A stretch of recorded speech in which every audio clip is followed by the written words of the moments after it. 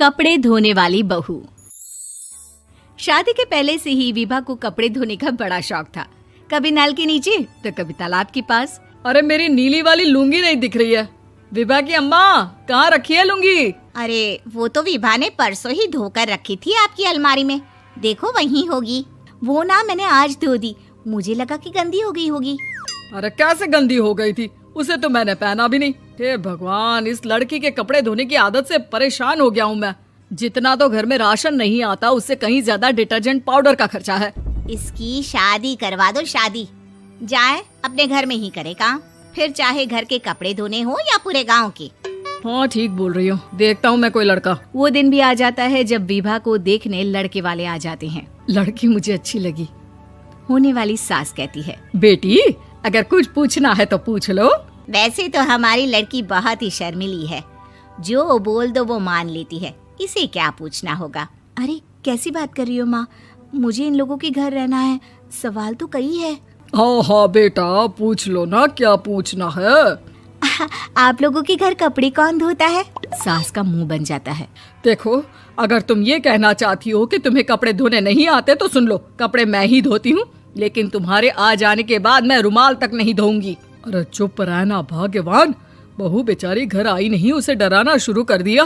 वो क्या है ना बिटिया, अभी तक तो ये कल्लू की माँ ही धोती थी, लेकिन अब तुम्हारे पापा तो दहेज में वॉशिंग मशीन देंगे ही।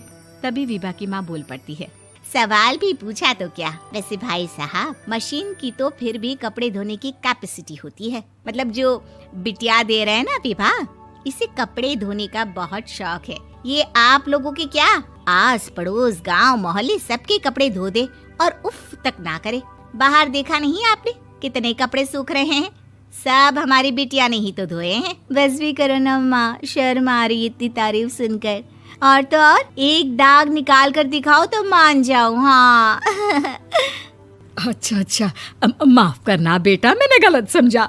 हमें तो रिश्ता बहुत पसंद है। और ऐसे जुड़ जाता है रिश्ता कपड़े धोने का शौक रखने वाली विभा का। उसकी शादी हो जाती है कोयला फैक्ट्री में काम करने वाले कल्लू के साथ। शादी के बाद अचानक विभा चिल्लाती हुई सास के पास आती है। सासू माँ, अरे सासू माँ कहाँ है आप? ये तो धोखा है, धोखा दिया आप लोगों ने मुझे। इसे ससुर के चक्कर के बारे में पता चल गया। अरे तो उसमें तुझे क्यों धोखा मिला है? अरे नल में पानी नहीं आता, कपड़े कैसे कब धुलेंगे? अच्छा, तू पानी नहीं आ रहा उसकी बात कर रही है। तो आपने क्या सोचा? कुछ नहीं। अच्छा, तेरी माँ ने कहा था कि कपड़े धोने का शौक है तुझे, याद आया मुझे। शौक बोलकर कपड़े धोने वाले मेरे जुनून को कम ना आके सासू माँ, कपड़ा धोना मेरा गुरूर है।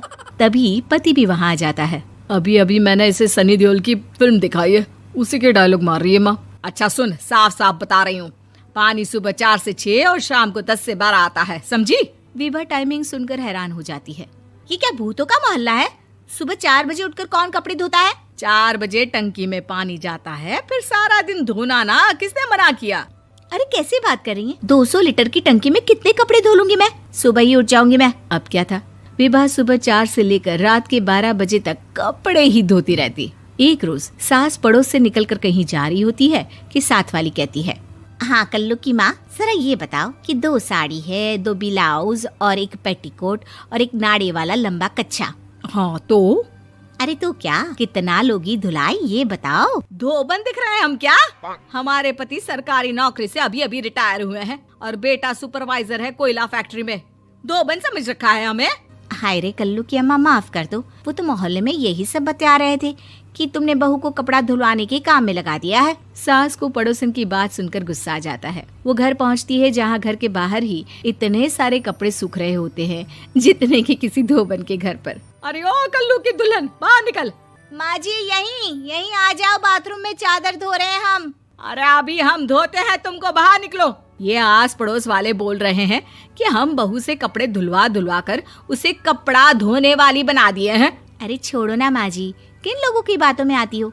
आस पास के लोगों का तो काम ही होता है कि वो किसी तरह सास बहू को लड़ा दे। बहू सारे घर के कपड़े धोती है, ये क्या कम है? बोलिए। सास को भी लग जाता है कि वो बहू का ये सनकीपन नहीं छुड़वा सकती, इससे अच्छा है कि खुद ही चुप हो जाए। एक रोज सास और बहू मंदिर जाते हैं, जहाँ सास की साड़ी वहाँ खड़ी भीख मांगने वाली से मिलती है। माँ जी क्या बात है, आपकी साड़ी उस भिखारन से कितनी मिल रही है ना? हाँ हाँ, देखो तो दोनों की साड़ी मिल रही है। क्या बात है कल्लू की अम्मा, तुम खुद को तो अफसर की बीवी बताती हो और ऐसी सिंपल सी प्लेन साड़ी पहनकर घूमती हो। सिंपल और प्लेन नहीं है ये साड़ी। तो क्या सोने के धागे से फूल बने हैं? कुछ भी सासू माँ, कुछ भी। हाँ, बने थे इस साड़ी में सोने के धागे से फूल। मेरे पति लेकर आए थे मद्रास से स्पेशली मेरे लिए 10,000 की। ताहे भाई साहब इस भिखारन के लिए भी सेम टू सेम साड़ी लेकर आए होंगे 10,000 की। सास उस वक्त कुछ नहीं कहती, लेकिन बहू के साथ घर आती है और अलमारी से एल्बम निकाल कर लाती है। ये साड़ी देख रही है, ये वही साड़ी है जिसे मैंने अभी पहना था। इस साड़ी में ये जो चमकदार फूल दिख रहे हैं ना, ये सोने के धागों से काढ़े गए हैं। लेकिन तू लोकल वॉशिंग मशीन ब्रश से घिस घिस कर सारे फूलों को निकाल कर साड़ी प्लेन कर दी। मुझे माफ कर दीजिए सासू माँ। और तो और, जब मैंने तुझे तेरी गलती के लिए कुछ नहीं कहा, लेकिन तूने तो सबके सामने मेरा मजाक ही बना दिया। क्यों? बहू को समझ में आ जाता है कि अब से उसका कपड़े धोना बंद।